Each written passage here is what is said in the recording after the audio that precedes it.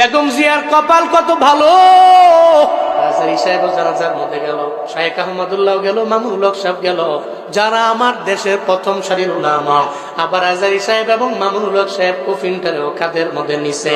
তাহলে কি পরিমাণে দামি এই বান্দাগুলো, কি পরিমাণে দামি এই বান্দিগুলো।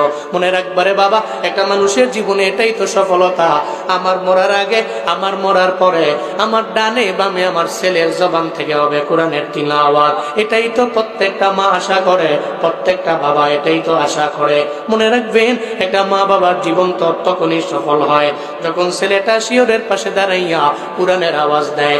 একটা হুজুর ভাড়া কইরা আনলে হুজুর তিলাওয়াত করবে আপনার মায়ের জন্য না, বরং সওয়াব তো হুজুরেরই অর্ধেক নিয়ে যাবে।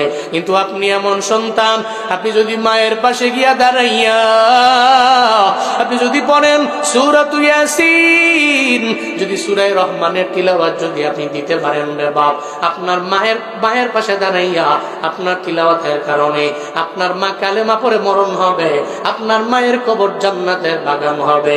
অন্য একটা লোক আনলে ওই লোকের কথা তো কবুল হতেও পারে, না হতে পারে, কিন্তু যেই মা আপনারে গর্বের মধ্যে নিল, আপনি মায়ের প্রতি দরদ লইয়া যদি তিলাওয়াতের মাত্রা যদি বাড়াইয়া দিতে পারেন, আমার কাছে মনে হয় ওই মা জাহান্নামী হবে না।